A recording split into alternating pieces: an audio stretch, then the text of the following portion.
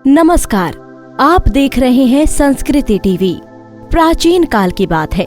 किसी राज्य में एक बड़ा प्रतापी और दानी राजा राज करता था। वो हर गुरुवार को व्रत रखता और गरीबों को दान देकर पुण्य प्राप्त करता था। लेकिन ये बात उसकी रानी को अच्छी नहीं लगती थी।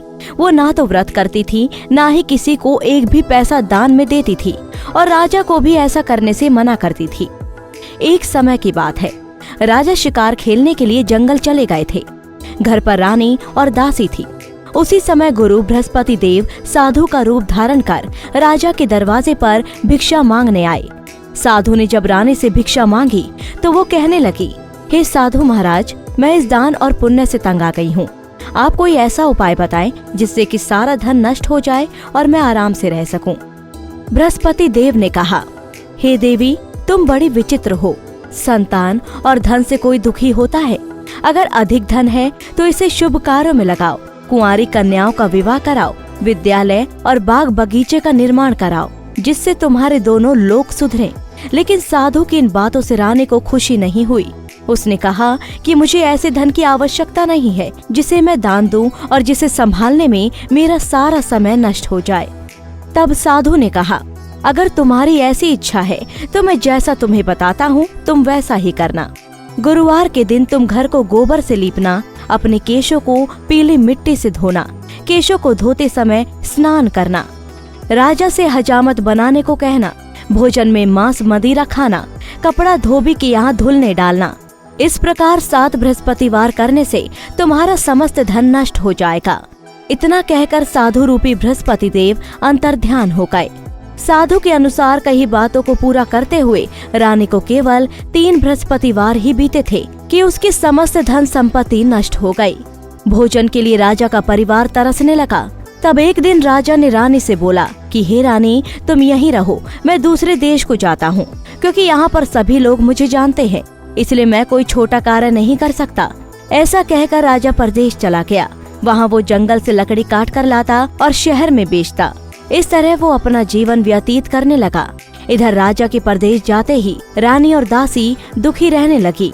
एक बार जब रानी और दासी को 7 दिन तक बिना भोजन के रहना पड़ा तो रानी ने अपनी दासी से कहा, हे दासी, पास ही के नगर में मेरी बहन रहती है, वो बड़ी धनवान है, तो उसके पास जा और कुछ ले आ, ताकि थोड़ी बहुत गुजर बसर हो जाए।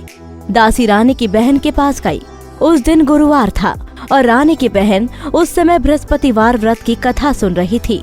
दासी ने रानी की बहन को अपनी रानी का संदेश दिया, लेकिन रानी की बड़ी बहन ने कोई उत्तर नहीं दिया। जब दासी को रानी की बहन से कोई उत्तर नहीं मिला तो वो बहुत दुखी हुई और उसे क्रोध भी आया। दासी ने वापस आकर रानी को सारी बात बता दी।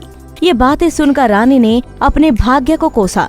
उधर रानी की बहन ने सोचा कि मेरी बहन की दासी आई थी, लेकिन मैं उससे नहीं बोली, इससे वो बहुत दुखी हुई होगी। कथा सुनकर और पूजन समाप्त करके वो अपनी बहन के घर आई और कहने लगी, हे बहन, मैं बृहस्पतिवार की कथा सुन रही थी जब तुम्हारी दासी आई थी। रानी बोली, बहन, तुमसे क्या छिपाऊं, हमारे घर में खाने तक को अनाज नहीं था। ऐसा कहते कहते रानी की आंखें भर आई और रोते रोते अपने भूखे रहने की बात बताई।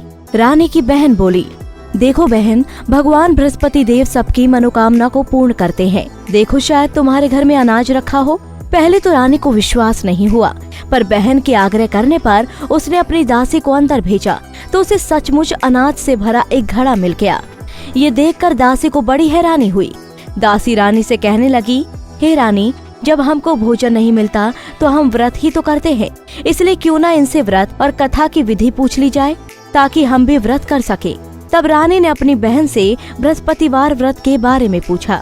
उसकी बहन ने बताया, बृहस्पतिवार के व्रत में चने की दाल और मुनक्का से विष्णु भगवान का केले की जड़ में पूजन करें और दीपक जलाएं, व्रत कथा सुने और पीला भोजन ही करें। इससे बृहस्पति देव प्रसन्न होते हैं। व्रत और पूजन विधि बताकर रानी की बहन अपने घर को लौट गई।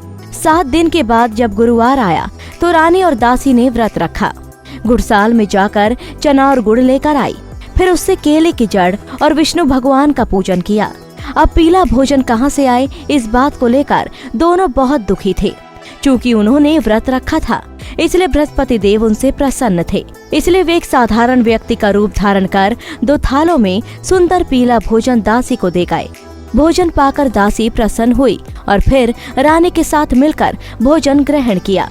उसके बाद वे सभी गुरुवार को व्रत और पूजन करने लगी।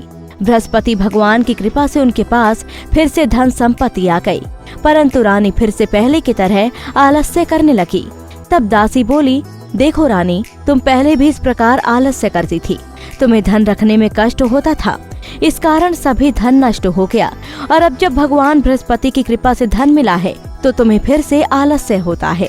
रानी को समझाते हुए दासी कहती है कि बड़ी मुसीबतों के बाद हमने ये धन पाया है, इसलिए हमें दान पुण्य करना चाहिए, भूखे मनुष्य को भोजन कराना चाहिए और धन को शुभ कार्यों में खर्च करना चाहिए, जिससे तुम्हारे कुल का यश बढ़ेगा, स्वर्ग की प्राप्ति होगी और पितृ प्रसन्न होंगे।